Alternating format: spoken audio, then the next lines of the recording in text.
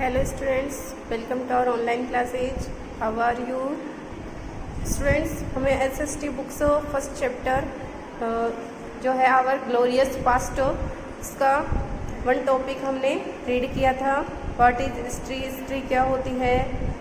हमने देखा कि history is the study of past events. History is the study of past events.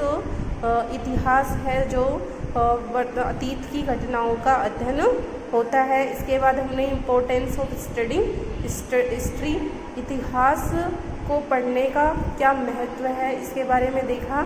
Students, इसके next आज हम देखेंगे लेट्स सी टाइम फ्रेम्स. जो हिस्ट्री है उसका टाइम किस तरह से डिस्ट्रीब्यूट हुआ है वो देखेंगे. History is generally divided in 2-3 time periods. History जो इतिहास है जनरली अक्सर डिवाइडेड बटा हुआ है इनटू 3 टाइम पीरियड्स. 3 समय की अवधियों में जो इतिहास है वो 3 समय की अवधियों में बटा हुआ है. कौन कौन सा है? प्री हिस्ट्री पूर्व ऐतिहासिक, जिसे हम प्रागैतिहासिक काल समय भी बोलते हैं. प्रोटो हिस्ट्री मीन्स होता है पूरा ऐतिहासिक काल. And history the division of history in various. और थर्ड कौन सा है? हिस्ट्री है, इतिहास है. पहला है प्रागैतिहासिक, सेकंड है प्रोटो हिस्ट्री पूर्व ऐतिहासिक, एंड हिस्ट्री इतिहास. The division of history in various periods. Division means वितरण ऑफ हिस्ट्री, इतिहास का वितरण इन वेरियस विभिन्न पीरियड्स मीन्स अवधियों में. जो इतिहास है उसकी स्टडी हम विभिन्न अवधियों में विभिन्न टाइम पीरियड्स में कैसे करें. देखिए, the history of India can be divided into 3 periods. Bharat का जो इतिहास है उसे 3 समय अवधियों में बांटा जा सकता है. फर्स्ट है एंशिएंट पीरियड. एंशिएंट मीन्स प्राचीन अवधि हिस्ट्री की. और सेकंड है मेडिएवल पीरियड. मेडिएवल मीन्स मध्य अवधि. एंड मॉडर्न पीरियड और आधुनिक अवधि. तो हिस्ट्री है उसके 3 पीरियड्स हैं. कौन कौन से? Ancient period, medieval period and modern period हैं. इसके नेक्स्ट देखिए, एंशिएंट पीरियड क्या है? What is ancient period? प्राचीन अवधि. हिस्ट्री की जो एंशिएंट पीरियड है, हिस्ट्री का जो प्राचीन अवधि है वो क्या है? देखिए, it starts from early man till the beginning of the 8th century. It starts, यह शुरू होता है, स्टार्ट होता है from early man. Early man means मनुष्य की प्रारंभिक अवधि से लेकर के to the beginning of the 8th century AD.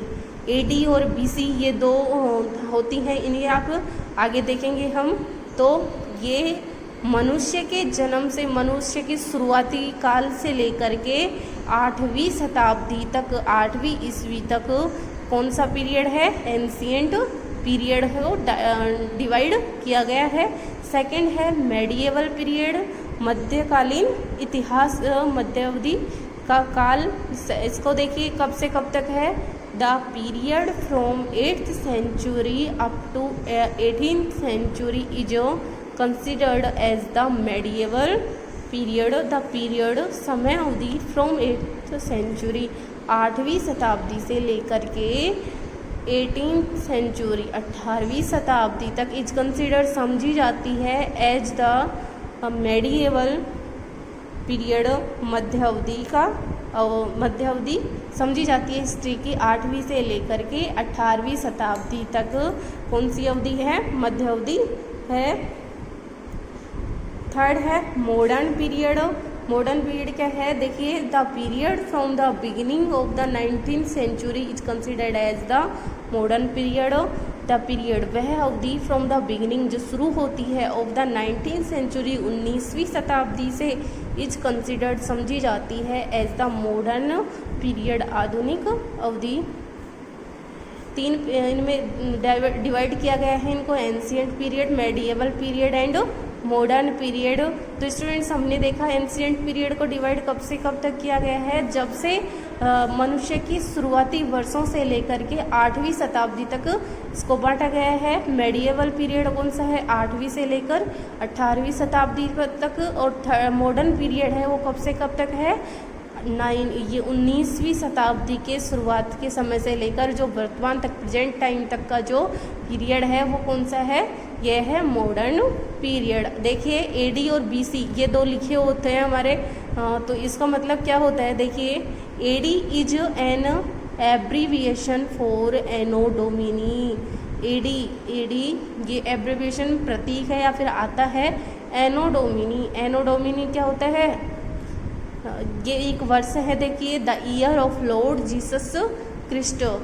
I know Domini है जो लॉर्ड जीसस भगवान ईसा मसीह है जो उनके जन्म के बाद का समय है ये AD.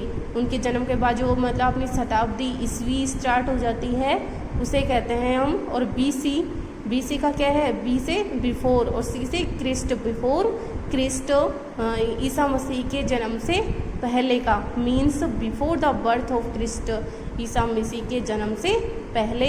So to describe time we use AD और बीसी। सेम टाइम को जब डिस्क्राइब करते हैं, वर्णन करते हैं टाइम का, तो हम वहाँ पे कहीं पर हम एडी यूज करते हैं और कहीं पर बीसी यूज करते हैं। तो एडी का मीन्स होता है, एडी की फुल फॉर्म होती है एनो डोमिनी और बीसी की होती है बिफोर क्रिस्ट। इट मीन्स ईसा मसीह के जन्म से पहले वाला जो टाइम है उसे हम क्या कहेंगे, बीसी। और जो ईसा मसीह के बाद वाला जो हमारे ईस्वी सन और अब जो चल रही है वो क्या है, एडी है। ओके स्टूडेंट्स, इसके बाद आता है sources of history. Sources means स्रोत ऑफ हिस्ट्री, इतिहास के स्रोत कौन कौन से हैं जिनसे हम क्या कहते हैं, हिस्ट्री को जान सकते हैं, उन्हें पढ़ सकते हैं, हिस्ट्री की क्या क्या इवेंट्स थी उनके बारे में पता लगा सकते हैं। देखिए we learn about the events of the past from many sources. We learn हम सीखते हैं, अबाउट द इवेंट्स घटनाओं के बारे में, ऑफ द पास्ट अतीत की, फ्रॉम मैनी सोर्सेज अनेक स्रोतों से। हम जो पास्ट में इवेंट्स हुई हैं उनके बारे में हम अनेक स्रोतों से सीखते हैं। These are divided into literary and archaeologist sources. Archaeologist means क्या होती हैं, दीज आर डिवाइडेड ये वितरित हैं इनटू लिटरेरी मीन्स होती है साहित्यिक स्रोत, एंड आर्कियोलॉजिकल मीन्स होते हैं पुरातात्विक स्रोत। तो जो हिस्ट्री को जानने के स्रोत हैं वो 2 काइंड्स में डिवाइड किए गए हैं। 2 टाइप हैं इनके, कौन कौन से हैं, लिटरेरी है, साहित्यिक स्रोत हैं, and archaeologist sources. Archaeologist means होता है पुरातात्विक स्रोत। लिटरेरी सोर्सेज, साहित्यिक स्रोत कौन कौन से हैं देखिए, include written records from the past. Include means जो साहित्यिक स्रोत है इसमें इंक्लूड मीन्स होता है शामिल हैं, रिटन मीन्स लिखे हुए, रिकॉर्ड्स मीन्स लेख, फ्रॉम द पास्ट अतीत से जो लेख लिखे हुए हैं, जो बातें पुस्तकें वगैरह लिखी हुई हैं वो लिटरेरी सोर्सेज में शामिल है, लिटरेरी सोर्सेज के अंतर्गत आता है। These are important as they tell us about the social, political and economic conditions of the times when they were composed. These are important, ये महत्वपूर्ण हैं, as they tell us क्योंकि वे बताते हैं about बारे में, सोशल सामाजिक, पॉलिटिकल मीन्स होता है राजनीतिक, एंड इकोनॉमिक आर्थिक, कंडीशंस मीन्स स्थिति के बारे में, ऑफ द टाइम्स समय की, व्हेन दे वर कंपोज्ड जब वे लिखे गए थे। तो जो लिटरेरी सोर्सेज है वो बहुत इम्पोर्टेंट हैं। Why, because they tell us about the social, political and economic conditions of the times when they were composed, क्योंकि जब वे लिखे गए थे उस टाइम के सामाजिक, राजनीतिक और आर्थिक जीवन के बारे में हमें बताते हैं। ओके स्टूडेंट्स, समझ में आया। सेकंड है, नेक्स्ट है आर्कियोलॉजिकल सोर्सेज, पुरातात्विक स्रोत। इसमें कौन कौन से आते हैं, देखिए लिटरेरी में आपको पता है लिखे हुए रिकॉर्ड्स आते हैं, रिटन रिकॉर्ड्स आते हैं जो उस टाइम की सोशल, पॉलिटिकल और इकोनॉमिक कंडीशंस बताते हैं। अब जबकि आर्कियोलॉजिकल सोर्स में क्या आता है, देखिए इंक्लूड, इसमें शामिल है मोन्यूमेंट्स। मोन्यूमेंट्स मीन्स होते हैं स्मारक, कोइंस, कोइंस मीन्स सिक्के होते हैं, पैसे होते हैं, मुद्राएं होती हैं, स्कल्पचर, स्कल्पचर्स मीन्स क्या होते हैं, स्कल्पचर्स मीन्स होते हैं शिल्पकृति, शिल्प कलाएँ जो होती हैं, मूर्तियाँ वगैरह वो, पेंटिंग्स, पेंटिंग मीन्स चित्रकला, वीपन्स हथियार, पोट्री, पोट्री होती है मिट्टी के बर्तन वाली कला, ऑर्नामेंट्स, ऑर्नामेंट्स होते हैं गहने, एंड ऑल अदर ऑब्जेक्ट्स और अन्य वस्तुएं, और आर्टेफैक्ट्स, आर्टेफैक्ट्स होते हैं शिल्पकृति, which are created in the past, जो पास्ट में बनाए हुए हैं। तो इसमें कौन कौन से आते हैं, मोन्यूमेंट्स आते हैं, कोइंस आते हैं, स्कल्पचर्स आते हैं, paintings, weapons, ornaments and all other objects इसमें शामिल हैं। इन दिस वे, इस तरह से the sources of ancient history, प्राचीन इतिहास के स्रोत, आर द लिटरेरी एविडेंस, साहित्यिक सबूत हैं, एविडेंस प्रमाण हैं, आर द आर्कियोलॉजिकल एविडेंस, और ये पुरातात्विक स्रोत भी, जो हमारे साहित्यिक और पुरातात्विक स्रोत हैं ये हमारी हिस्ट्री को जानने के हमारे प्रमाण हैं। लिटरेरी एविडेंस, लिटरेरी जो प्रमाण है वो क्या कहते हैं, देखिए the hand written records that help us in knowing our past, hand written records, हाथों के द्वारा लिखे हुए लेख, दैट हेल्प अस, जो हमारी सहायता करते हैं, इन नोइंग, जानने में, आवर पास्ट, हमारे अतीत को, आर्काइव्ड कहे जाते हैं, मैन्यूस्क्रिप्ट्स, मैन्यूस्क्रिप्ट्स मीन्स हस्तलिपियाँ, दिज मैन्यूस्क्रिप्ट्स, ये हस्तलिपियाँ वर प्रिपेयर्ड, तैयार की गई हैं, लिखी हुई हैं, by the few learned man, कुछ प्रशिक्षित व्यक्तियों के द्वारा, विद्वान व्यक्तियों के द्वारा, ऑफ दैट पीरियड, उस अवधि में, उस समय में, इन डिफरेंट स्क्रिप्ट्स, विभिन्न लेखों में, एंड लैंग्वेज, और विभिन्न भाषाओं में। तो जो लिटरेरी एविडेंस क्या कहते हैं कि विभिन्न जो विद्वान व्यक्ति हैं उनके द्वारा लिखे हुए लेख इसमें आते हैं, जो उस समय पर विभिन्न भाषाओं और लिपियों में लिखे गए हैं। स्क्रिप्ट, स्क्रिप्ट क्या होती है, स्क्रिप्ट मीन्स होता है लिपि, ठीक है। तो ये क्या होती है, देखिए प्रत्येक लैंग्वेज की एक स्क्रिप्ट होती है। Script is the form of writing a particular language, जो लिपि है वो विशेष भाषा को लिखने का एक फॉर्म है, तरीका है। जैसे एग्जाम्पल के देखिए हिंदी लैंग्वेज की कौन सी लिपि हमारी लिपि है देवनागरी लिपि। हिंदी एंड संस्कृत, हिंदी और संस्कृत आर रिटन, लिखी हुई है देवनागरी स्क्रिप्ट।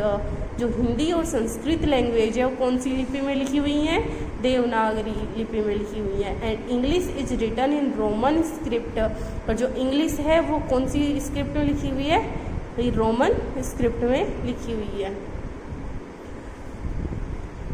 देखो डू यू नो, क्या आप जानते हैं, the word manuscript comes from the Latin word Manu, जो वर्ड है हमारा मैन्यूस्क्रिप्ट। मैन्यूस्क्रिप्ट मीन्स होता है हस्तलिपि, हाथ से लिखी हुई लिपि।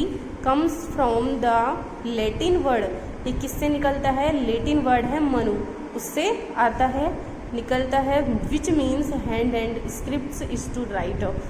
देखिए मैनू स्क्रिप्ट है, इसको ये लैटिन वर्ड मनु से तो बना है। मनु का अर्थ क्या होता है, हाथ, एंड स्क्रिप्ट्स का अर्थ क्या होता है, राइट, हाथ से लिखना। तो हम इसे क्या कहेंगे, manuscript. Okay students, I hope you will understand. Okay, thanks. Next video में आगे पढ़ाएंगे हम